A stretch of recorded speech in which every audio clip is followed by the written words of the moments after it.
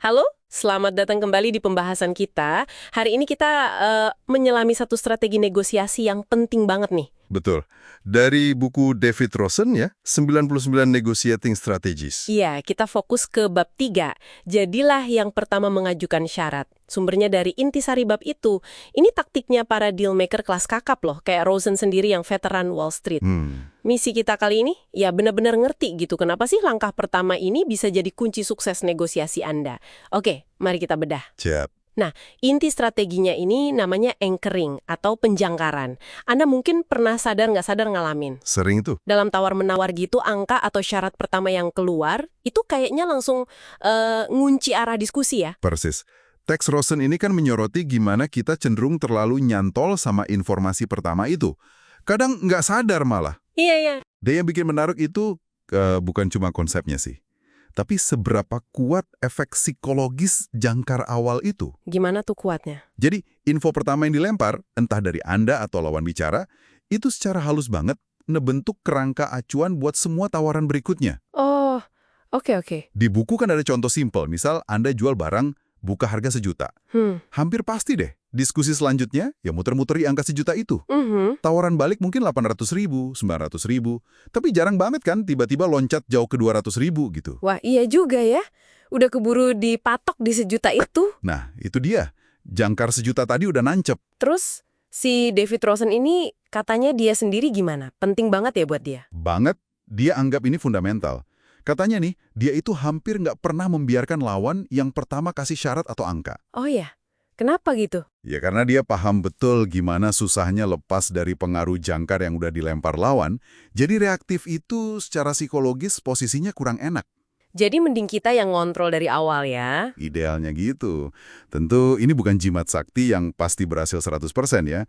Negosiasi kan kompleks. Iya sih. Tapi bias anchoring ini udah kayak bawaan otak kita gitu loh, jadi dampaknya seringkali signifikan. Jadi ini nunjukin kalau negosiator jago itu nggak cuma main logika atau data aja ya. Betul.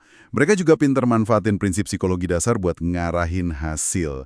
Ngerti cara mainin persepsi. Nah, ini dia nih bagian yang menurut saya sangat strategis. Ternyata kita nggak harus nunggu pas udah duduk di meja runding formal buat pasang jangkar. Oh gitu? Iya, Rosen bilang Anda bisa dan mungkin malah lebih bagus pasang jangkar itu sebelum negosiasi resminya mulai. Caranya gimana tuh? Bisa lewat email awal, atau ngobrol santai sebelumnya, atau memo. Kasih angka atau kerangka syarat duluan, ini bisa jadi langkah taktis yang, wah, cerdik banget. Menarik. Ini jadi mikir ya. Berarti ini pertanyaan penting buat Anda para pendengar nih. Apa tuh? Gimana Anda bisa pakai ini? Coba bayangin deh, negosiasi Anda berikutnya. Mungkin soal gaji, harga rumah, atau deal proyek. Bisakah Anda jadi pihak yang proaktif, yang pertama lempar angka atau syarat? Kasih contoh dong biar kebayang. Oke, misal negosiasi gaji. Kalau perusahaan nawarin 10 juta duluan, ya diskusinya mungkin start dari situ, mentok-mentok naik dikit. Iya, biasanya gitu. Tapi kalau Anda yang pertama bilang ekspektasi Anda 15 juta, tentunya dengan riset ya, jangan asal titik awal diskusinya langsung beda drastis kan? Wah, iya bener. Geser langsung ya patokannya ya. Nah, ini bukan cuma soal angka jadinya, tapi soal ngambil kendali narasi dari awal. Oke. Jadi kesimpulan utamanya buat Anda nih pendengar, jadi yang pertama ngajuin syarat, pakai prinsip anchoring ini, itu alat negosiasi yang ampuh. Banget. Dengan nentuin titik acuan awal, Anda punya peluang besar buat ngarahin jalannya rundingan dan hasil akhirnya. Seringnya sih ya nguntungin Anda. Kayak nentuin medan perang duluan gitu ya. Bisa dibilang gitu. Nah, sebagai penutup nih, ada satu pemikiran lagi deh, mungkin menarik buat Anda eksplorasi sendiri. Apa tuh? Tadi kan kita banyak ngomongin angka ya, sebagai jangkar.